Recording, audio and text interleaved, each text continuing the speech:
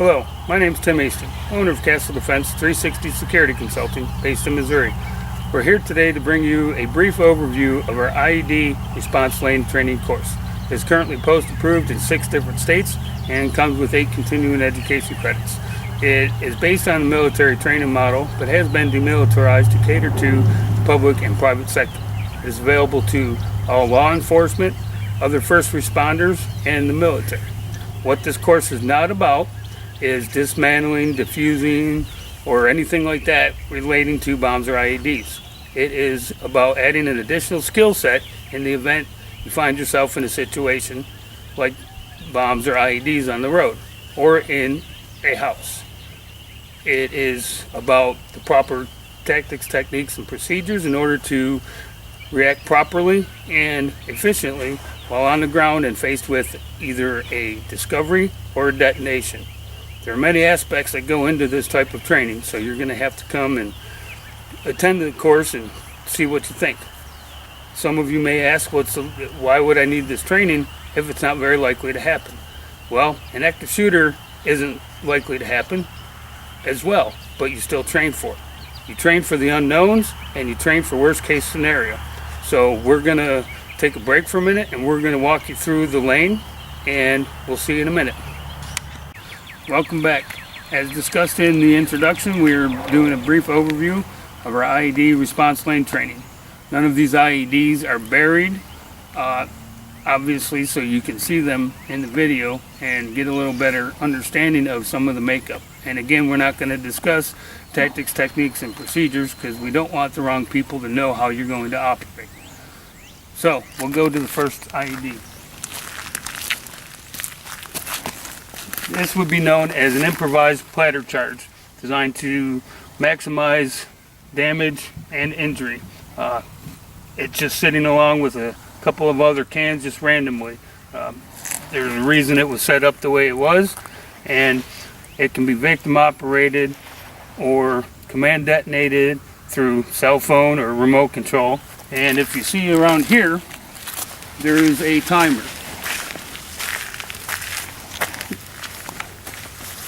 Lots of bomb makers use timers in addition to cell phones to ensure detonation.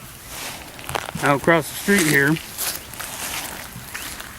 we have a suspicious package. It's a propane tank with explosives wrapped around it and an antenna to be detonated by a toy car remote or a garage door opener or even a car door opener.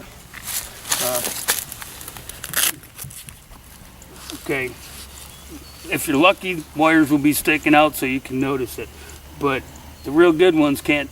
They can bury it and you won't find out. Okay.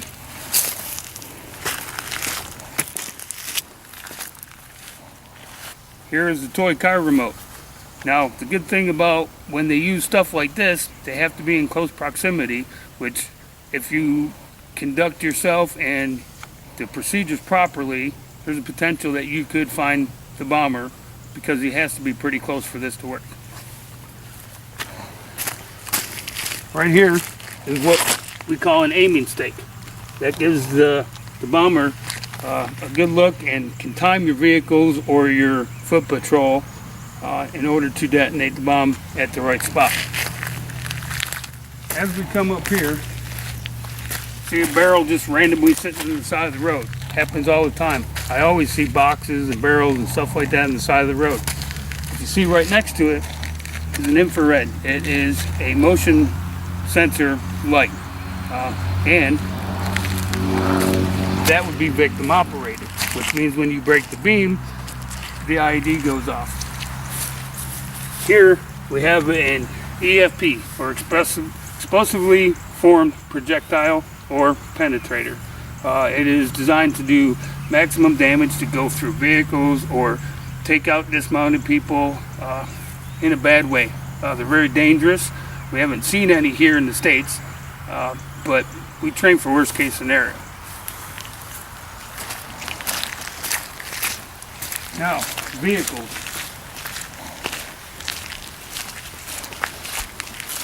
This is placed very obviously for you to see it, but when approaching a person that was known or suspected of bombing or ties to bombers or bomb makers, and you know that they're in the vehicle, there's a good chance that if there's a big enough bomb in there, they're going to detonate it.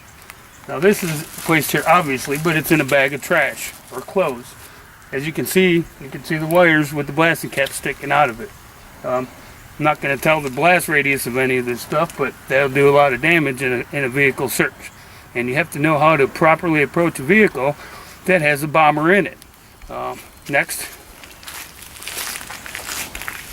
we have what they used in the Boston Marathon bombing, a pressure cooker bomb. These are very dangerous and very bad. This was just placed under the vehicle as a suspicious bag. Not recommending approaching it, as it can do a lot of damage and hurt a lot of people at once. They're very effective, and the kill and injury radius is pretty wide, so you have to keep your distance.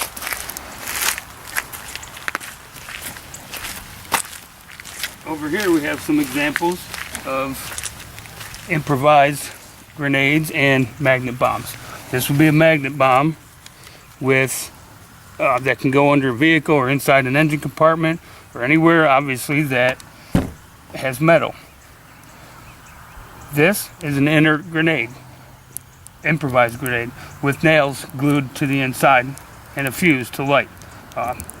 As you can see, there's a lot of nails in here, and it can hurt a lot of people really quickly. Here we have an improvised grenade, which has been used over the last couple of years on law enforcement, actually here in Missouri, as well as other places.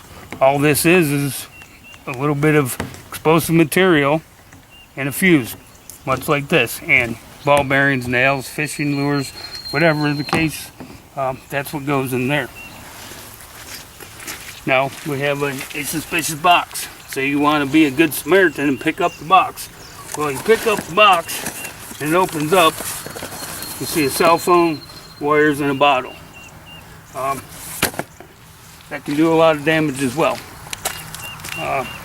But it's all about and how you react and having your composure. And the more you train on something, the better you become at it, the more efficient you are. And if you can train and win in worst case scenario, you can train and win in the easy stuff. That's it for this lane, and we'll be right back with you for the approaching the house. Welcome back. We're in our final phase of this overview of our ID response lane training. This scenario, you're approaching a meth lab, drug house, bad guy safe house, bomb making factory, any of the above. One of the key things you need to look out for is these people don't want to be caught. So if they kill law enforcement, that's less people they have to worry about and watching their back. And we're trying to prevent that from happening. That's one of the main purposes of this course. Now, as you notice, you walk up the stairs, not paying much attention. You're not used to seeing booby traps. You're not used to going into houses where there's possibly booby traps. Okay, so you walk up and you step on something, and the ID goes off. Now, this is a crush plate or pressure plate where the inside of this, you have two wires. They're usually bare, and when you step on that, those two wires complete the circuit and sets off the ID. Now here's the ID. See it? It is designed for maximum damage when dismounted people are walking through the house and walking through the doorway in order to hurt or kill as many people as possible. And on a final note, if you want to learn more about this course, check out our website at www.castledefense360.com or give us a call at 417-664-0173. We hope you enjoyed this video, and hopefully you learned a little bit. Come out to the course and add a skill set to what you're already doing. Thank you. Have a great day.